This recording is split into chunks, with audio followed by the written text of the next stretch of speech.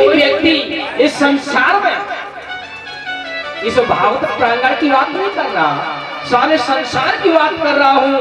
कोई भी व्यक्ति अपनी और हृदय पे हाथ रख करके ये नहीं कह सकता कि मैं सर्वस्व सुखी हूं।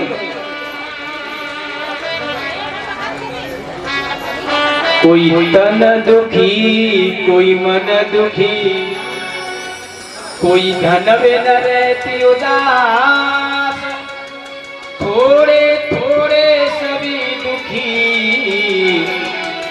सुखी राम खोदा। जिसके पास में राम रूपी धन है वो सर्वस्व सुखी है। अंतिम समय पर वही धर्म कर्म साथ आता है। नहीं तो जितने हम बचपन से लेकर के बुढ़ापे तक कमाते हैं सब यही का यही पड़ा रह जाता है। इसलिए बताओ कि श्वास श्वास पर हरे भजो और व्रता श्वास मति खोई, न जाने जा श्वास को फिर आवन हो न हो। एक एक श्वास बड़ी कीमत है। इसलिए मेरी मैयाओ, मेरे भैयाओ, इन अनमोल श्वासों को प्रथम मत गवाओ। कवि कल्पना कर रहा है, लिख रहा है, कमाए ले चाहे हीरा मोती, कफनों में जेब नहीं होती। कमाए ले चाहे हीरा मोती, कफन में जेब नहीं होती। कमाए ले चाहे हीरा मोती, कफन में जेब नहीं होती। कमाए ले चाहे हीरा मोती, कफन में जेब नहीं होती।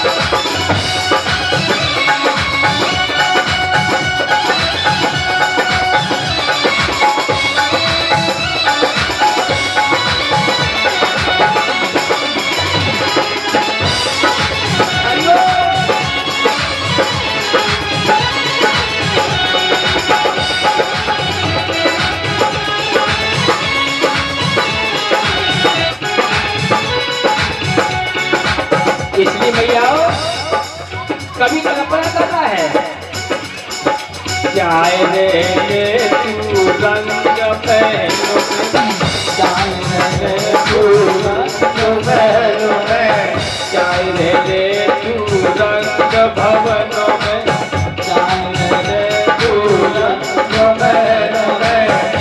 अरे चाहे रे तू की झोपड़ी,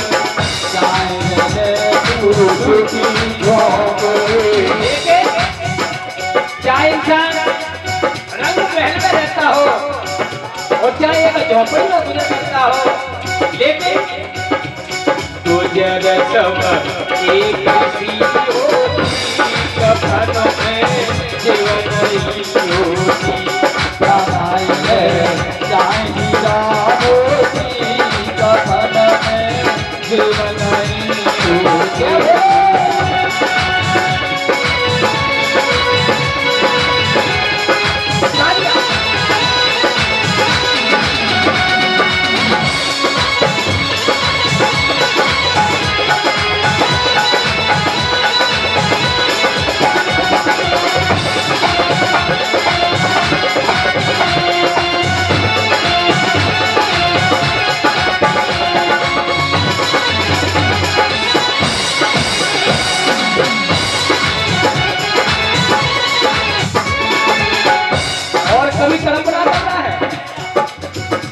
अरे जाए खाए ले पचरंग पे खाए, जाए खाए ले पचरंग पे खाए, जाए खाए ले पचरंग खाए। अरे जाए खाए ले उसको मसूर की रोटी,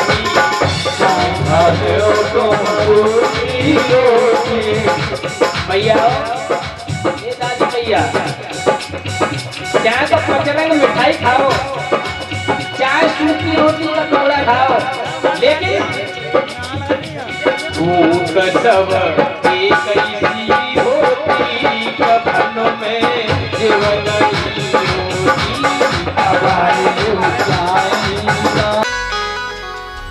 दोनों का संगम होता है, जैसे और गंगा और जमुना का, और जा करके और संगम हुआ है, उसी तरीका से दोनों का मन भाव, दोनों का मिलन होना चाहिए। भावना में भावना, और वो भावना बेकार है। भावना में यदि भाव है तो भव से बेड़ा पार है। दोनों का यानी आचार्य और श्रोताओं का दोनों का मिलन यानी भाव एक से होना चाहिए, तो बात समझ में आती है। और चौथी बात, भगवान की पावन कथा भागवत प्रांगण में बैठ करके सुननी चाहिए। अगर कोई परेशानी है शरीर में तो लकड़ी के तख्त पर बैठ करके सुन सकते हैं। ज्यादा शरीर के अंदर पीड़ा है, कष्ट है, तो चेयर पर बैठ कर सुन सकते हैं, कुर्सी पर। और जो प्राणी भगवान की पावन कथा को चार पाई पर लेट करके सुनता है, वो अगले जन्म में सर्प बनता है।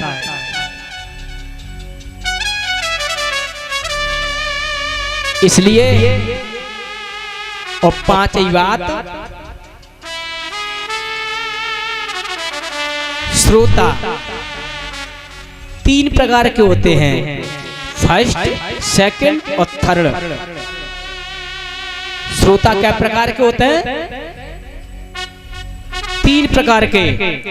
प्रथम नंबर के होते हैं श्रोता, कथा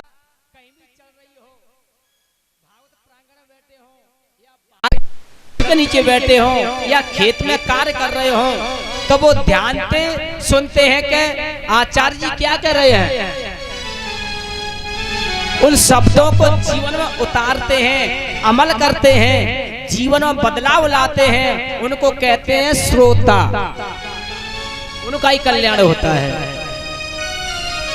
द्वितीय नंबर पर आते हैं श्रोता। दूसरे नंबर के कौन से हैं? श्रोता।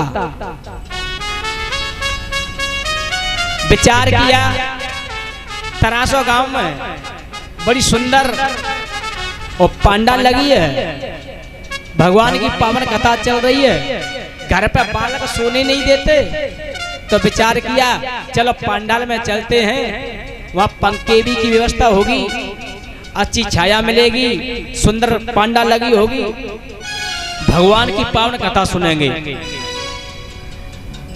घर बालक सोने नहीं देते, इसलिए पंडाल में आ गए, किसी बल्ली का सहारा लिया या किसी दीवार का सहारा लिया और पीठ लगा गई, तो 4 मिनट 10 मिनट पावन कथा सुनी और फिर एकदम नींद आ गई। उनको कहते हैं श्रोता। आती वही जयकार लगा, प्रसाद लिया, घर को चले गए। किसी ने पूछा कि भैया भगवान की पावन कथा कैसी हो रही है, तो वो कहते हैं बहुत अच्छी हो रही है। उनको कहते हैं श्रोता। और तीसरे नंबर के होते हैं श्रोता। श्रोता कहते हैं काटने वाले को। वो काटा सुपारी होती है ना, देहाती भाषा में समझ लो, श्रोता को कहते हैं। पंडाल में आकर के बैठ गए, बैठे की देर ना हो पाई, दोनों कहेंगे पांडा अच्छी बनी, लेकिन यह कमी कर दी। यहाँ पर्दा और हो तो अच्छा लगता, इधर होता तो और अच्छा लगता। दूसरे तो बोले काय भैया गेहूं कट गए कितने रह गए हैं, ना तो खुद सुनने और ना दूसरे सुनन दे रहे। कभी कहेंगे संगीत वाले ज्यादा बजाते हैं, कभी कहेंगे संगीत वाले खराब हैं, कभी कहेंगे आचार्य ठीक नहीं है, कभी कहेंगे मंच अच्छा नहीं बना है, पंडित जी अच्छे नहीं हैं। यानी चार कमी हमें, चार कमी पंडाल में और चार कमी हमारे जो संगीत कलाकार हैं उनकी बताएंगे। वही बिजूका वालों साहब बिजूका खेत में खड़ो कर देता ना मैं ना तो खाए और ना दूसरे खान दे। इनको कहते सरोता। अपनी कचर कचर कचर कचर कचर कचर में ना तो खुद सुनी और ना पड़ोसी सुनन दे, उनको कहते सरोता। और प्रथम श्रेणी की होते हैं श्रोता, जो शब्दों को सुनते हैं, उन शब्दों का अमल करते हैं, जीवन में बदलाव लाते हैं, उन्हीं श्रोताओं का कल्याण होता है। बोलिए वृंदावन बिहारी लाल की जय हो, बोलिए आनंद कंद भगवान की जय हो, जय जय श्री राधे। आइए एक मिनट सभी मिलकर के और भगवान का और सभी मिलकर के संकीर्तन करेंगे। बोलिए गोविंद भगवान की जय हो, जय जय श्री राधे। कि राधे मेरे स्वामिनी और मेरा राधे तिरोदास, जन्म जन्म मोए दीजियो श्री वृंदावन का। आइए सभी मिलकर के बोलेंगे राधे राधे जपा करो। सभी मिलकर के राधे राधे जपा करो, कृष्ण नाम रस पिया करो। राधे राधे जपा करो, कृष्ण नाम रस पिया करो। राधे राधे जपा करो, कृष्ण नाम रस पिया करो। हे राधे राधे गाया करो, वृंदावन में जाया करो। राधे राधे गाया करो, वृंदावन में गाया करो। हे राधे राधे गाया करो, वृंदावन में जाया करो। राधे राधे गाया करो, वृंदावन में गाया करो। राधे चरणों में प्रीति लगाया करो, राधे राधे जपा करो। लगाया करो, राधे राधे जय भोले।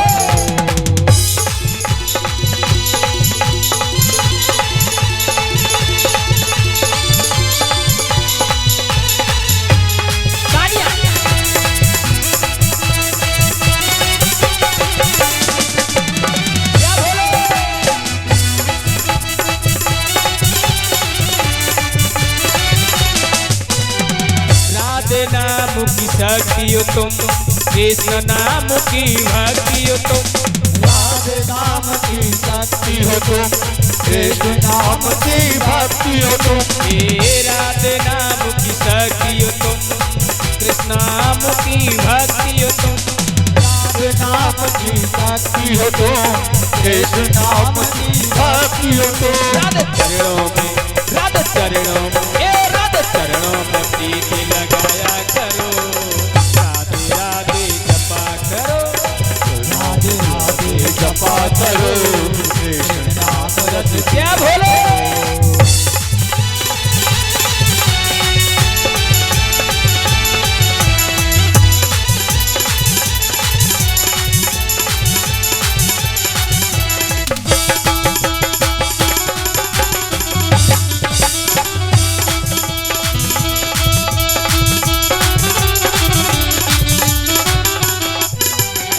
भोली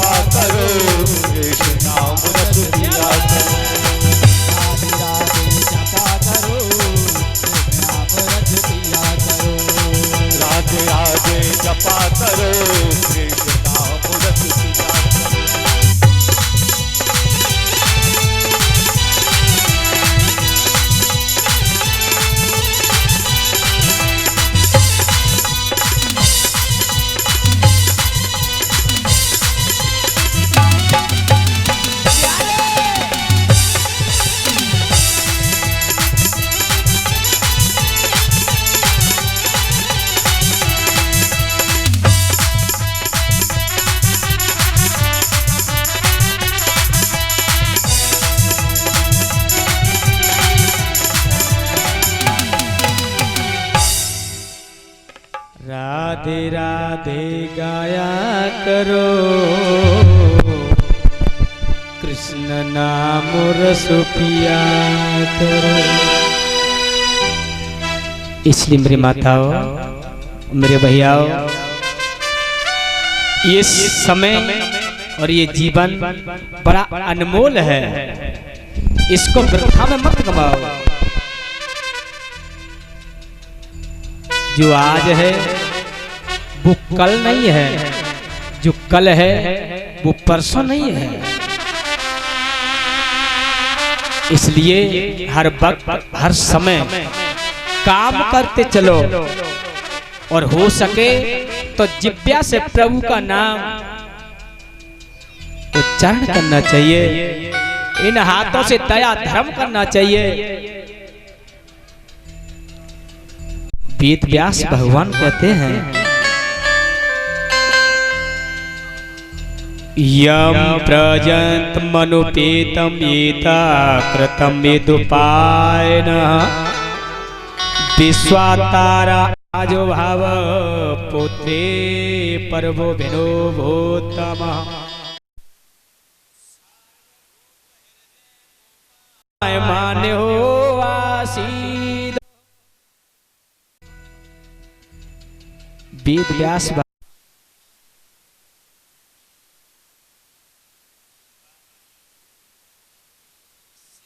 महापुराण का गायन कर रहे थे, उच्चारण कर रहे थे। उसी समय और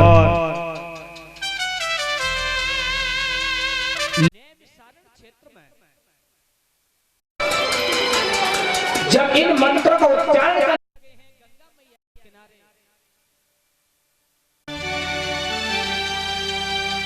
श्री सूत जी महाराज सुनाते हुए चले जा रहे हैं, और उस नैमिषारण्य क्षेत्र में 88,000 सोनकादि ऋषि बैठे हुए हैं।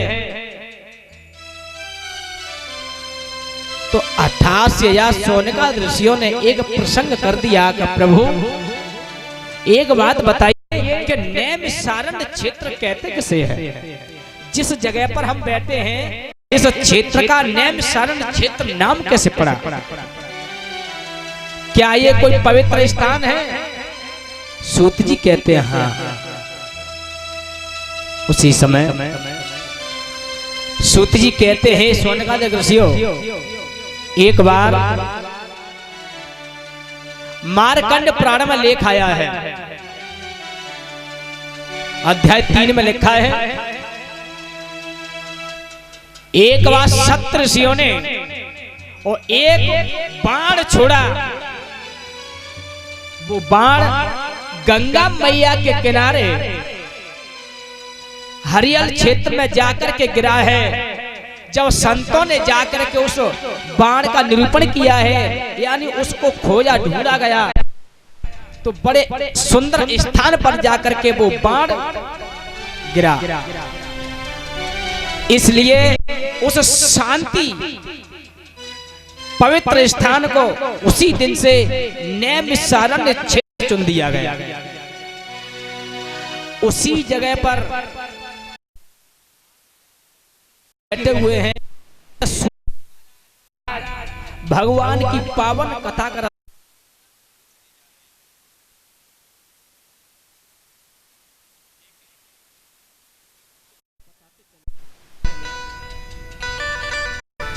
जब उस नैमिषारण्य क्षेत्र में, जैसे कि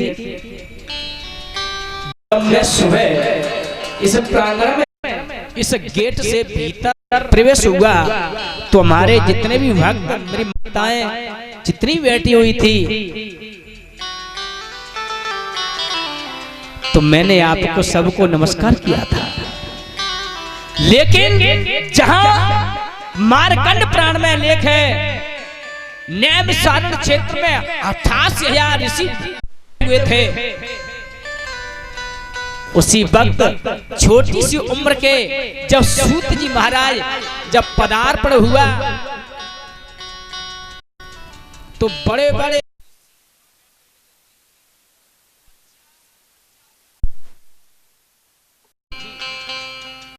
उन्होंने भी उठ करके सूत जी को आते हुए देखा तो उठ करके प्रणाम करने लगे हैं।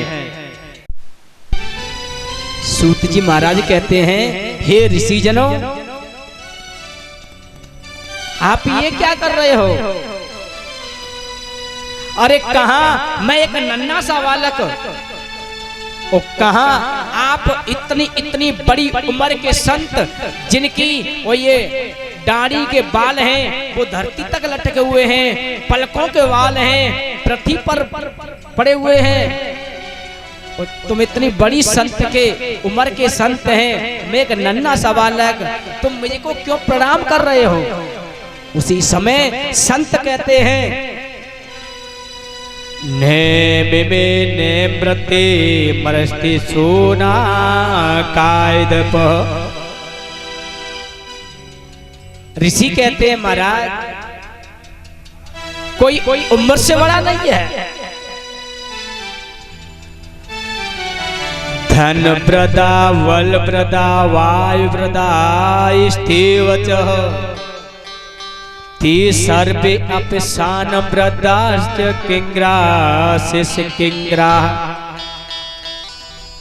सूत जी से प्रसन्न कर दिया कि प्रभु कोई उम्र से बड़ा नहीं है,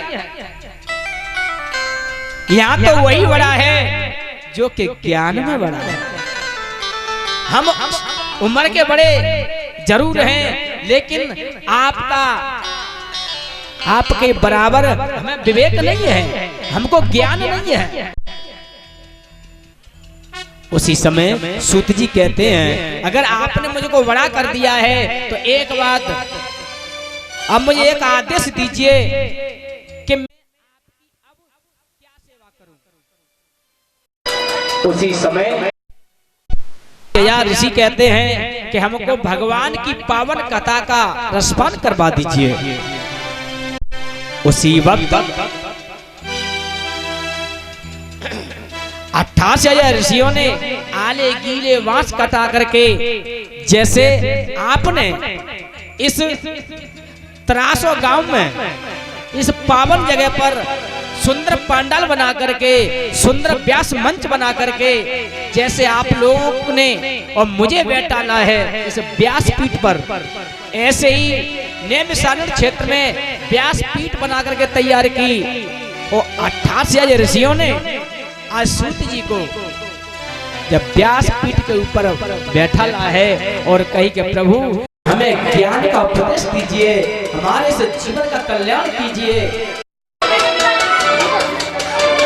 जैसे आपने आज मुझे जैसे ज्ञानी को,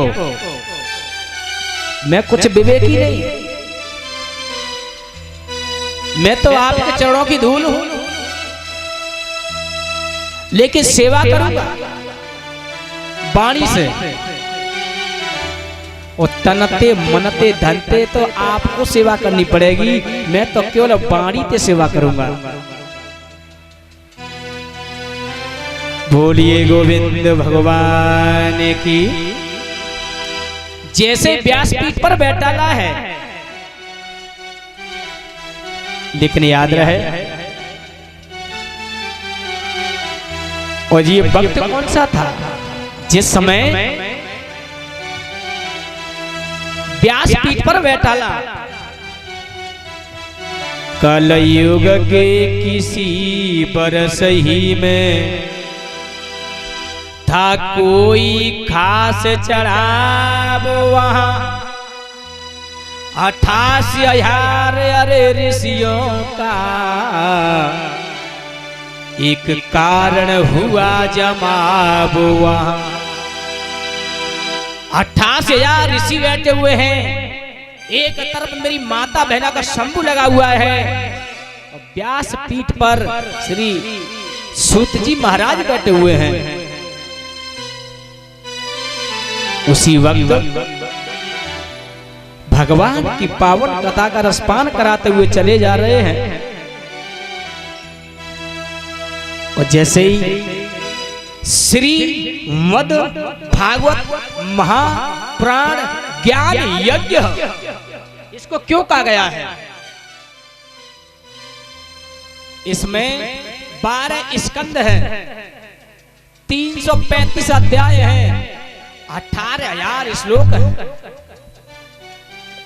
इसलिए 4 वेद, 6 शास्त्र, 17 प्राणों का निचोड़ निकाल करके जब ये श्रीमद् भागवत महापुराण की रचना की थी वेद व्यास भगवान ने, इसलिए 17 प्राण है, लेकिन महाप्राण किसी प्राण को उपाधि नहीं दी गई है, केवल श्रीमद् भागवत महाप्राण को उपाधि दी गई है, क्योंकि इसमें सारे ग्रंथों का, शास्त्रों का सार छुपा हुआ है। इसलिए इसका नाम है श्रीमद् भागवत महाप्राण ज्ञान यज्ञ। अब समझें कि श्रीमद् भागवत कहते किसे हैं। श्री माने होता है लक्ष्मी, यानी महान। श्री माने लक्ष्मी। अब आई मद, श्री मद। मद कहते हैं अहंकार, नशा में चूर हो जाए। कोई तो दौलत के नशा में चूर हो जाता है, कोई पीने के नशा में चूर हो जाता है, यानी उसे अहंकार हो जाता है।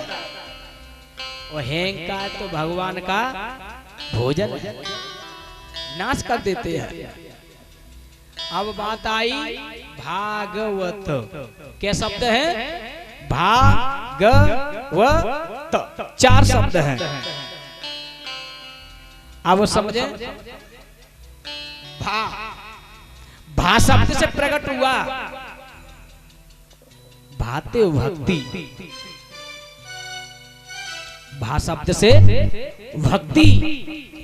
जब इंसान भक्ति करेगा, भाग जब भक्ति करेगा तो गाते होता है ज्ञान। जब भक्ति करेगा तो ज्ञान उत्पन्न होगा। भाग अब आया हुआ। जब भक्ति करेगा, गाते तो ज्ञान बढ़ेगा। जब ज्ञान बढ़ेगा तो आते वैराग्य, यानी भक्ति और ज्ञान, और फिर होता है वो आते वैराग्य। जब भक्ति हो जाएगी तो ज्ञान बढ़ेगा, जो ज्ञान सर्वश्रेष्ठ हो जाएगा वो आते फिर वैराग्य धारण करेगा। और लास्ट में शब्द आया तो भागवत। तातो होता है त्याग, यानी भक्ति में, ज्ञान में वैराग्य जब धारण कर लेता है, ताते त्याग। सब कुछ त्याग करके प्रभु के नाम में लीन हो जाता है, उसका कल्याण हो जाता है। यही श्रीमद् भागवत महापुराण का ज्ञान है, विवेक है। ऐसे दिमाग में नहीं आई हो तो दूसरे तरीका से समझ लो। भा शब्द से भूमि, गाते गगन, वाते वायु यानी हवा, और ता से तप यानी सूर्य। इसलिए पांचों तत्वों को मिलाकर के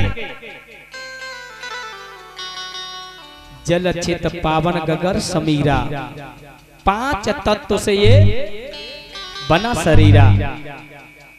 5 तत्वों से बना हुआ ये हमारा नाशमानीय जीवन है। अब कहते कथा, काते और था, था, जिस काया की जिसने था ले ली वही कथा है। बोलिए वृंदावन बिहारी लाल की, बोलिए गोविंद भगवान की।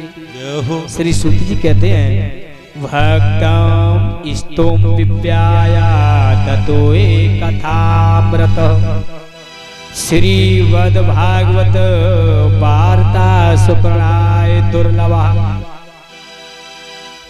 जब सूत जी इस कथा को रसपान करा रहे थे, उसी समय देवता एक अमृत का कलश लेकर के आए और कहने लगे महाराज ये तुम क्या सुना रहे हो। सूत जी कहते हैं हे देवताओं, जो मैं श्रीमद् भागवत पान करा रहा हूँ ये भगवान की इसमें शक्तियों का वास है, जो भगवान का स्वरूप है इस भागवत महाप्राण के अंदर छुपा हुआ है। देवता कहने लगे हम नहीं मानेंगे कि अच्छा। वेद व्यास कहते हैं, सूत जी कहते हैं कि सारी शक्तियों का इसमें वास है। उसी समय देवता कहने लगे हम नहीं मानेंगे, तो सूत जी कहते हैं ऐसा करो एक तराजू लेकर के आओ। तराजू को लाया गया, एक पल्ले में भागवत प्राण को रख दिया, एक पल्ले में दूसरी तरफ संसार की सारी वस्तुओं को रख दिया, और जैसे तराजू को उठाया तो झुकता वही है जिसमें जान होती है, अकड़त मुर्दे की पहचान होती है। उसी वक्त जब तराजू उठाया तो जिसमें भगवान की स्वयं शक्ति का वास है, कोई उसे क्या उठा सकता है? भागवत वाला पल्ला नीचे रह गया, जो संसारिक वस्तु वो ऊपर उठ गई। उसी समय देवताओं ने कही प्रभु हम अज्ञान से समझ नहीं पाए, इस कलश को आप पकड़िए। जो वो कलश था वो आज ये कलश, इसमें सारे देवताओं का वास है। ये वही कलश पंडित जी ने बताया था पूजन करते समय, इसमें 33 करोड़ के देवताओं का वास है। ये वही कलश है। उसी समय आज भगवान की पावन कथा का रसपान कराया है। बोलिए गोविंद भगवान की जय हो। ज्यादा नहीं, एक 20 मिनट और कथा कहूंगा, उसके बाद हम आरती, क्योंकि आज प्रथम दिन है और व्यवस्था थोड़ी और ऐसा होता है कहीं भी चले जाओ। आइए एक महात्मा की कथा हो रहा है, ज्यादा नहीं 20 मिनट और लूंगा, उसके बाद हम आरती। बोली गोविंद भगवान की जय हो। जय जय श्री राधे। आइए 1 मिनट और एक चेतावनी भजन गौर करके सुनेंगे, बड़ा ही आनंद आएगा। बोलिए वृंदावन बिहारी लाल की जय हो। जय जय श्री राधे।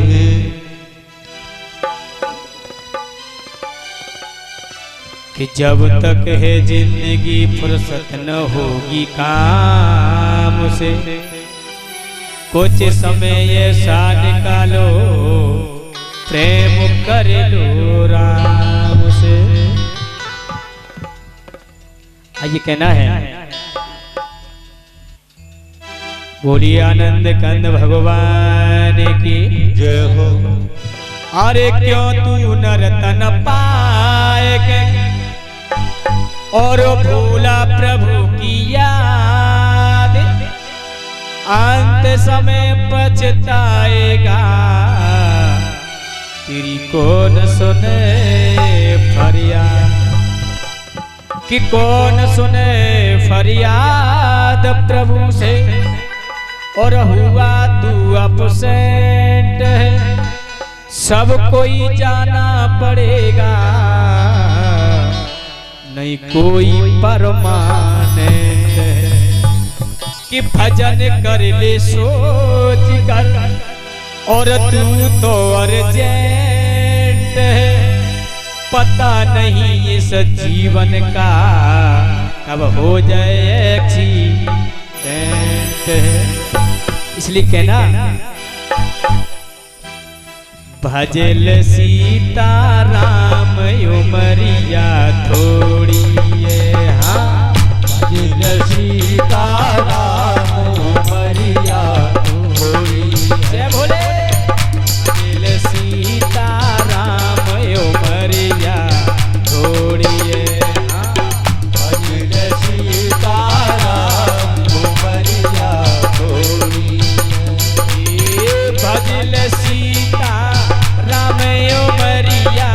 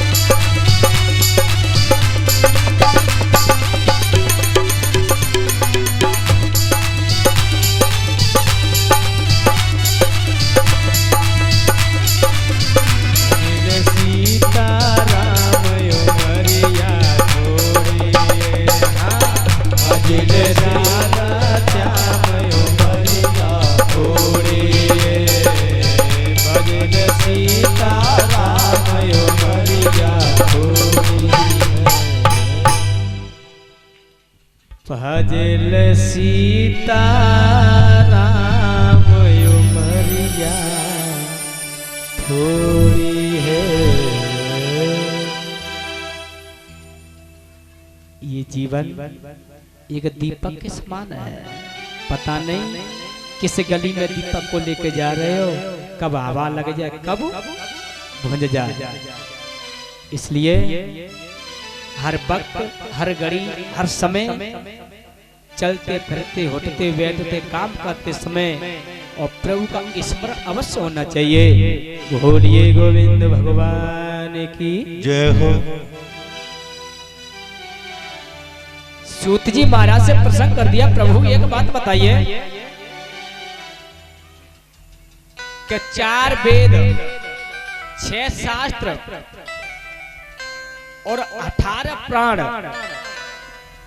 जो वेद व्यास भगवान ने रच करके तैयार किए, उनका जन्म कैसे हुआ था, इस मातृभूमि पर कैसे आए, वेद व्यास भगवान के जन्म के बारे में बताइए। एक बात और बताएं, 1-2 दिन की कथा थोड़ी टेढ़ी होती है। जैसे सर्प होता है ना, सर्प कैसे चलता है, टेढ़ा। 1-2 दिन की कथा होती है, थोड़ी टेढ़ी होती है, क्योंकि उसमें सब कुछ बताया जाता है। कौन सूत जी थे, कौन वेद व्यास भगवान थे, कैसे जन्म हुआ, कौन परीक्षित महाराज से कैसे जन्म हुआ था, कौन सुखदेव भगवान थे, उनका जन्म कैसे हुआ था, उनका परीक्षित सुखदेव जी का किस जगह पर मिलाप हुआ था, तब भगवान की कथा सुनाई। अब सुनिए, 4 वेद, 6 शास्त्र, 18 प्राण, जितने ये प्राण लिखे हैं वेद व्यास भगवान ने। जब सूत जी बता रहे थे तो सूत जी से प्रसंग कर दिया कि प्रभु थोड़ा 1-2 मिनट में इनके जन्म के बारे में बताइए, ये मातृभूमि पर किस तरीका से आए। श्री सूत जी कहते हैं, हे सोनकाद ऋषियों,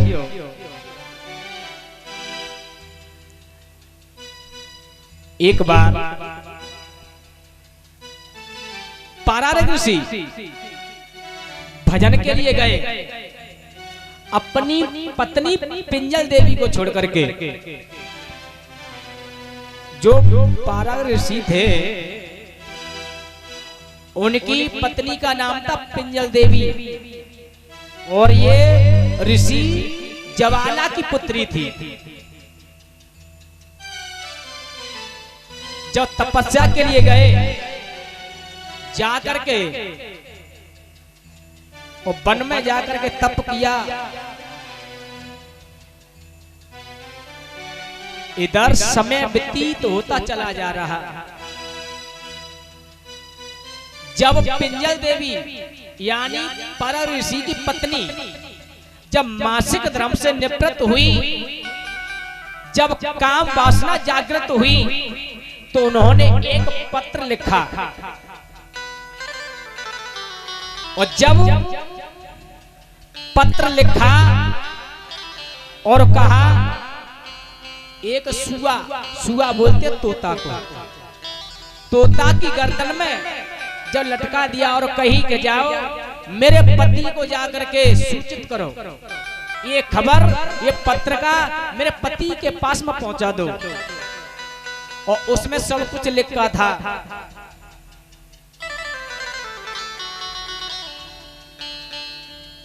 जैसे ही वो सुआ उस पत्रिका को लेकर के चला है, जैसे पारग ऋषि यहाँ भजन कर रहे थे, तप कर रहे, उस पत्र को दिया। जब पत्र को पढ़ा, पारग ऋषि समझ गए कि नारी रक्तदान मांगती है। लेकिन मैयाओ, ये भी बात सत्य है, नारी भी जब रक्तदान मांगे तो देना धर्म बताया है। बोलो इस जटिल समस्या में उस ऋषवर का कर्तव्य क्या है। ये प्राण की बात है। जब नारी रक्तदान मांगती है तो पति को देना चाहिए, अगर नहीं देता तो ये भी पाप लगता है।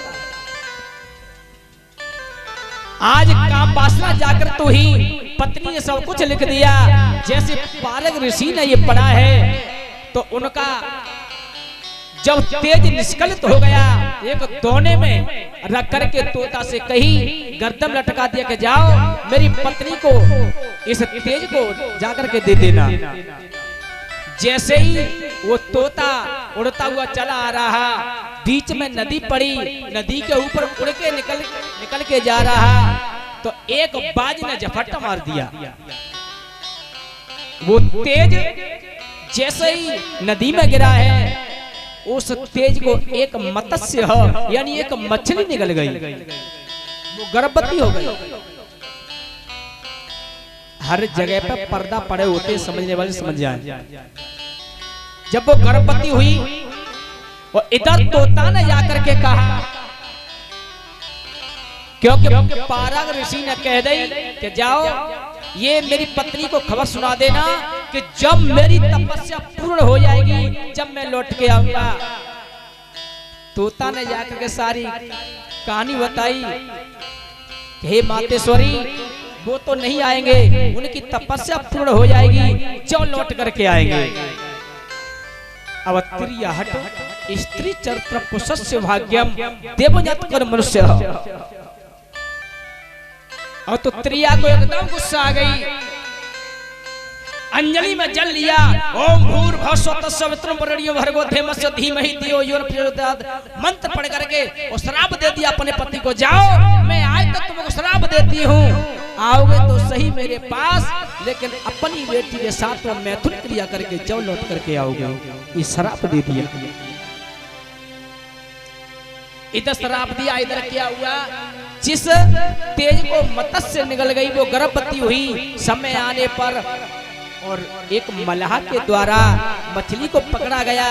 जब मछली को चीरा गया, उसमें से एक कन्या का जन्म हुआ है, उसका नाम रख दिया मंचोदरी। एक जगह पे ये भी लिखा उसका नाम सत्यवती भी है। जोन सो अच्छा लगता है मान लियो, ठीक। इधर धीरे धीरे वो कन्या जब 18-20 वर्ष की हो गई, एक दिन का जिक्र था, जो वो निषाद राज थे मल्लाह, वो नाव चलाते थे उस नदी पर। इधर जो वो कन्या मछली के पेट से निकली मंचोदरी, जब 18-20 वर्ष की हो गई, एक दिन भोजन लेकर के अपने पिता निषाद राज के पास में आई और कही, पिताजी आप भोजन कीजिए। जैसे भोजन करते बैठते जा रहे, तब तक हुआ क्या, वही पारग ऋषि नदी का पल्ली तरफ से आवाज लगाई, हे निषाद राज, हे केवट राज, इस नदी से मुझे पार उतारो। अब वो निषाद राज ने विचार किया कि अब मैं क्या करूं, इधर तो मैं भोजन के लिए बैठता जा रहा हूं, अगर मैंने भोजन से खड़ा हुआ तो अन्नपूर्णा मैया का अपमान होगा, अगर संत का उधर आदेश का पालन नहीं किया तो संत नाराज हो जाएंगे, अब मैं क्या करूं। उसी समय उनकी पुत्री मंचोदरी बोली, पिताजी आप भोजन कीजिए, क्योंकि मैं भी थोड़ी बहुत नाव चला लेती हूँ, ऋषि को मैं पार उतार देती हूँ, तुम भोजन कीजिए। आज नविका को लेकर के आज मंचोदरी चली है, संत को बैठा लिया। जैसे वापस आ रही थी तो बीच नदी में सुंदर कन्या थी और शराब भी लगा हुआ था, वो शराब भी पूरा होना है। बीच नदी में आकर के दिन के 12 बज रहे, लेकिन कौआ अंधो रात में और दिन में उल्लू होए, कामी अंधो रात दिना जाकी बोध गई है खो। काम अंधा होता है। जैसे ही ऋषि ने उस कन्या का हाथ पकड़ा, कन्या कहती महाराज ये क्या कर रहे हो, दिन के 12 बज रहे हैं, ऊपर सूर्य देवता हैं। आज पारा ऋषि क्या करते हैं, कमंडलों से जल लिया और मंत्र पढ़ करके और जैसे जल ऊपर की तरफ फेंका है तो कौल बन गया, कोहरा। नारी फिर भी कहते नहीं महाराज, नीचे जल देवता है, इसमें वरुण देवता का वास है। जल लेकर के और जैसे मंत्र पढ़ करके और नदी पर छोड़ा है तो काई बन गई। कहने का भाव है उसी जगह मंचोतरी गर्भवती हुई है। बोलिए वृंदावन बिहारी लाल की जय हो। बड़े विद्वान एक बात कहते हैं, जलो यथा कंत के कंत पिता के पिता, ये यही की बात है। समय आने पर मंचोतरी के गर्भ से यानी उस सत्यवती के गर्भ से एक बालक का जन्म हुआ है। उस बालक का नाम रख दिया वेद व्यास। बोलिए वेद व्यास भगवान की जय हो। नेकू आवाज नहीं निकल जाए हैं, जोते बोलो बोलिए वृंदावन बिहारी लाल की जय हो। अब ये आनंद नाने आए हो, नेक वॉल्यूम ढीलो करो। बोलिए गंगा मैया की जय हो। अभी तो गद्दी तक आवाज नाने आई, नेको जोते बोलिए बटेश्वर धाम की। अब कछु मालूम परी के यहाँ श्रोता बैठे हैं, लेकिन कौआ त्राय पहला दिन है, अभी 8 दिन है। बोलिए गंगा मैया की जय हो।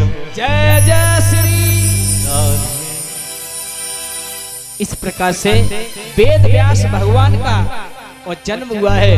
बोलिए वृंदावन बिहारी लाल की जय हो। इन्हीं वेद व्यास भगवान ने 4 वेद, 6 शास्त्र और 18 प्राण लिख करके तैयार किए थे। एक बात और बताओ, ये श्रीमद् जो भागवत महापुराण है ये कोरा उपन्यास नहीं है। अगर इसको कितना भी भ्रष्ट से भ्रष्ट इंसान, कितना भी पापी दुष्कर्मी दुराचारी तन से मन से प्लस भाव से श्रवण करता है, उसका भी उद्धार हो जाता है। श्री सुखदेव जी कहते हैं, हे राजन, एकादपि स्वाला चत्वारा पिस्यो आम्लाः सत्कार्पे समायता दशोत्तमे नारदमनः। एक बार ब्रह्मपुत्र देव ऋषि नारद मन में विचार किया क्या तीर्थ यात्रा करने के आनी चाहिए। तो गोदावरी, काशी, अयोध्या, रामेश्वर, बद्रीनाथ, केदारनाथ, अमरनाथ घूमते घूमते घूमते घूमते और जैसे ही अपने ब्रज में और वृंदावन में आए हैं तो उन्होंने एक अचरज देखा। वो अचरज क्या? एक जवान कन्या उस जंगल में बैठी हुई है और 2 वृद्ध बूढ़े उसकी जंगा पर सिर रख करके और लेटे हुए हैं। और वो नारी बहुत जोर से चीख चीख कर रोती है। धीरे धीरे देव ऋषि नारद और उस नारी के पास में पहुंचे हैं और बोले कि देवी आप कौन हैं, क्यों रोती हो, क्या नाम है? उसी समय वो नारी कहती है, अहम भक्ति ख्याता इमोते तन्यो मतो। वो नारी कहती है कि प्रभु मेरा नाम भक्ति है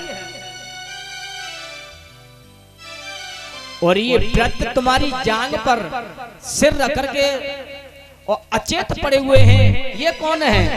भक्ति कहती है ये मेरे दोनों पुत्र हैं, ज्ञान और वैराग्य।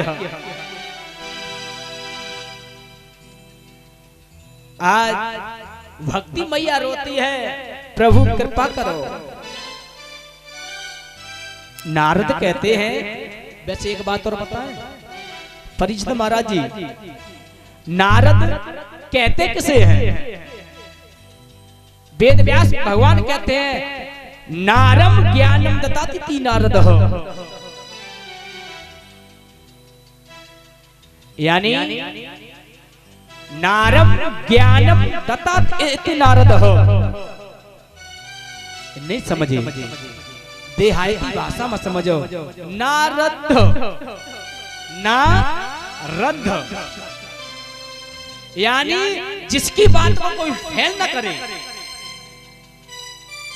उन्हीं को कहते हैं नारद।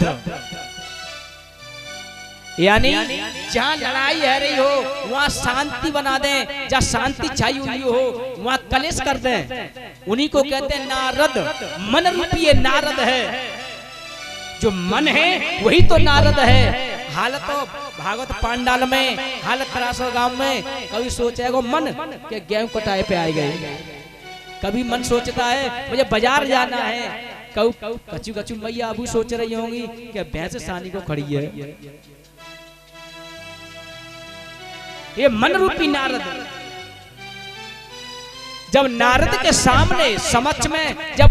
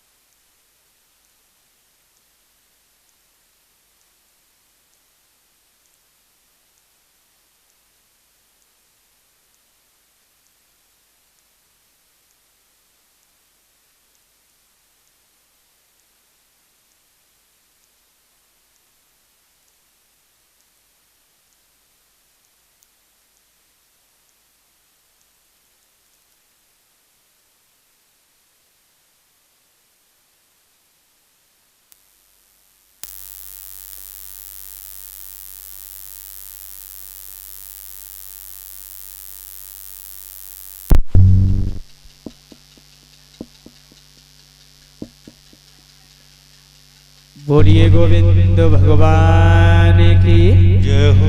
जय जय श्री राधे। परीक्षित महाराज जी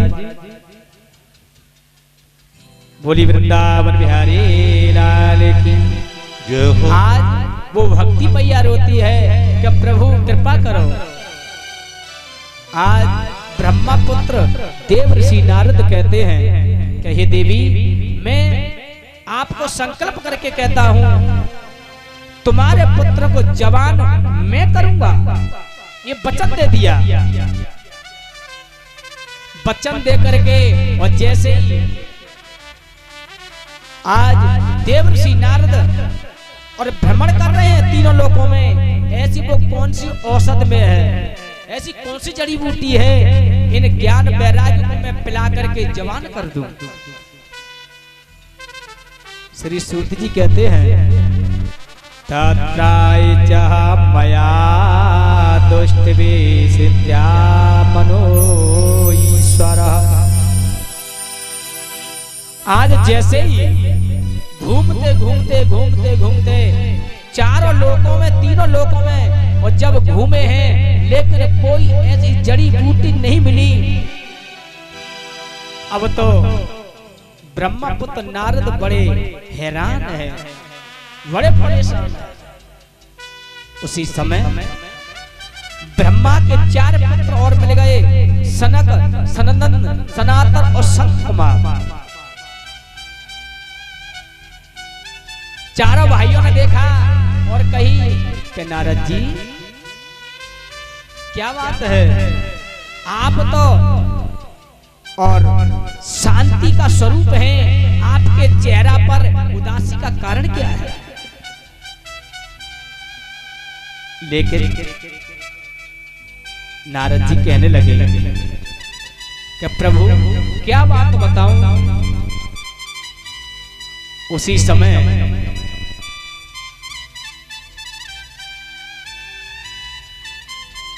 लेकिन सूत जी से प्रसंग किया था 88 ऋषियों ने कि प्रभु एक बात हमें समझ में नहीं आई, उस बात को बताते चले। कौन सी बात? कि ये बताइए, वो भक्ति थी, वो जवान थी, और जो जंगा पर पड़े हुए थे उसके बेटे ज्ञान वैराग्य वो वृद्ध क्यों हो गए? माँ जवान है और बेटा वृद्ध हो जाए तो अचंभे की तो बात है ही। ये कैसे हो गया? यही प्रसंग नारद ने भक्ति से किया कि देवी एक बात बताइए, आप जवान हैं और तुम्हारे दोनों पुत्र वृद्ध कैसे हो गए? तो भक्ति ने यहाँ एक शब्द कहा कि प्रभु द्वापर को भरी जवानी थी। द्वापर तक तो हम तीनों जवान थे, लेकिन हुआ क्या है?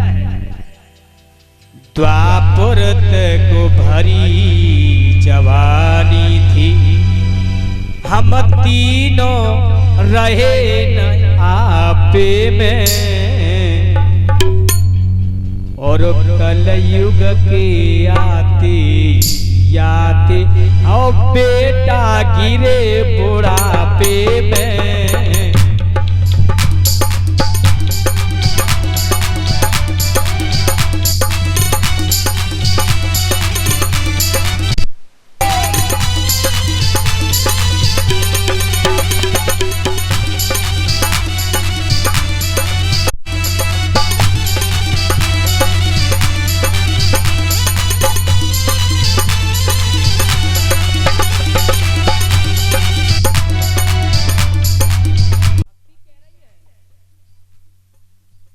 हम तीनों जवान थे, लेकिन जब पापी कलयुग के आते आते ज्ञान वैराग्य को अर्जित कर लिया,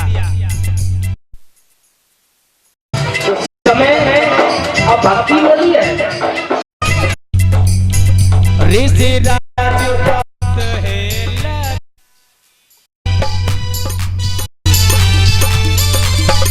ऋषि राज बात है लज्जा की मरने की खास निशानी है।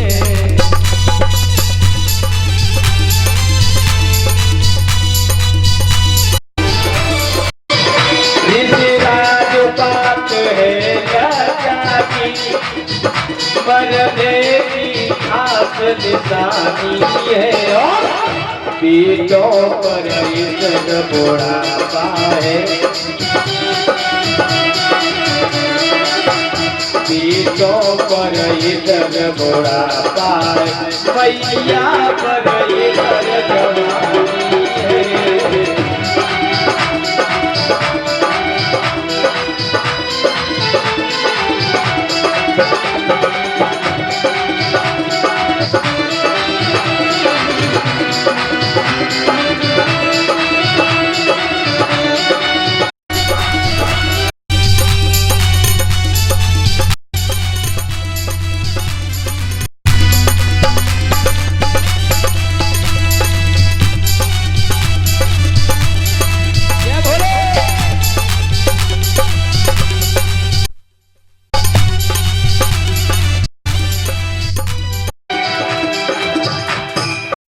कहने का भाव है, भक्ति कहती है नारद जी 7,573 वर्ष हो गई इस कलयुग को आए हुए।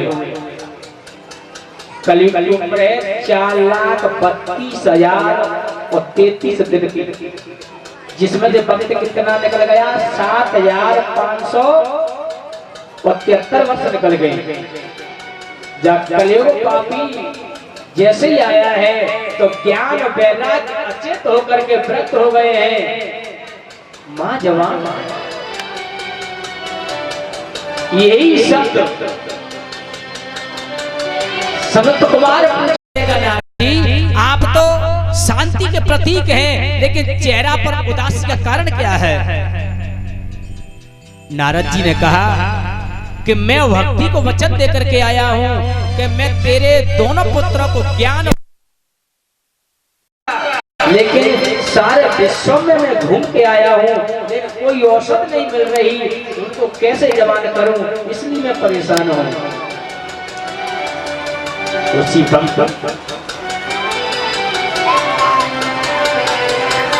चार भाई कहते हैं,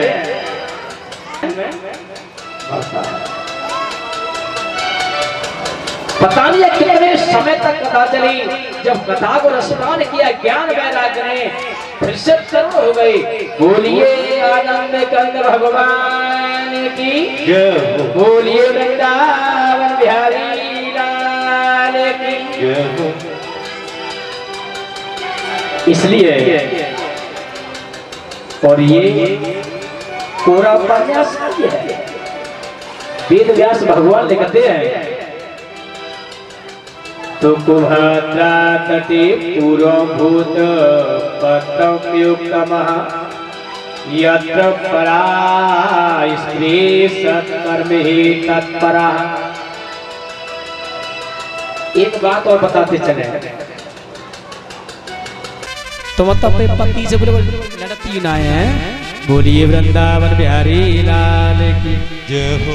आज धुंधली पल पल कलेश करती है, समाज में बैठे हो तो अपमान करती है, लेकिन आत्मदेव नामक ब्राह्मण ने विचार किया कि घर में सब कुछ है लेकिन संतान नहीं है। दुर्भाग्य ऐसा था